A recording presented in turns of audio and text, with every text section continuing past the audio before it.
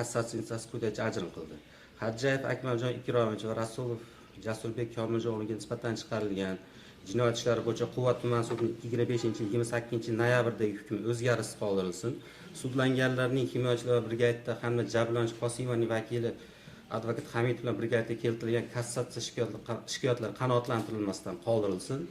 Mazkur sud qarorlaridan norozi taraflar belgilangan tartibda taftish tartibiga shikoyat qilish huquqi borligi, bundan tashqari sud majlisi bayonnomasi bilan tanishib chiqish huquqi borligi tushuntirilsin. O'tirib oling. Sudlov hay'ati mazkur sud qaroriga kelishga quyidagilarcha asos qiladi. Ya'ni birinchi instansiya sud tomonidan mana jabrlanuvchi Qosimovaning shikoyatida keltirilgan, ya'ni sudlanganlarning harakatlariga 141 modda 2-qismi AB bandlari bilan yana qayta ayb e'lon qilish haqida shikoyat vaj keltirilgan.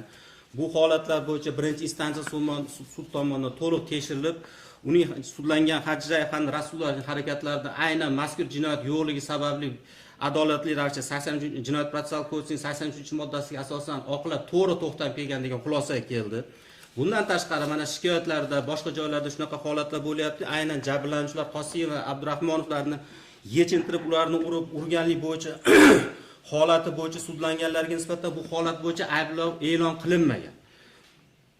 Bundan tashqari mana Abdurahmonov aynan o'zining muzokarasida bildirilyapti, shu 34 million kassatsiya instansiyasi advokatlar olish va boshqa xarajatlar bo'yicha 34 million so'm sarf xarajat qilganligi bo'yicha shu summani sudlanganlardan undirish berish holati bo'yicha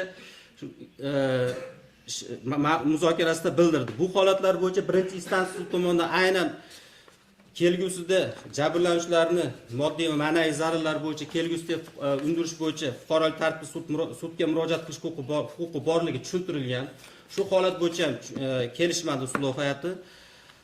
Bundan tashqari mana birinchi instansiya sud tomonidan sudlanganlar Hajjayev, Rasulovlarning O'zbekiston Respublikasi Jinoyat kodeksining 141-3, ya'ni shaxsning sha'dir va qadr-qimmatini kam tutish hamda inson hayotini sir tutiladigan tomonlarni aks etuvchi ma'lumot oshkor qilish, ya'ni 142-moddasi fuqarolarning turar joyining daxlsizligini buzish, 206-modda hokimiyat yoki mansab vakolatini doirasidan chetga chiqish, 230-moddasi ya'ni tezkor qidiruv faoliyatining natijalarini soxtalashtirish, qalbakilashtirish bo'yicha, shuningdek 234-moddasi qonunga qaror ravishda ushlab turish bilan aybli deb topib to'g'ri xulosaga kelgan.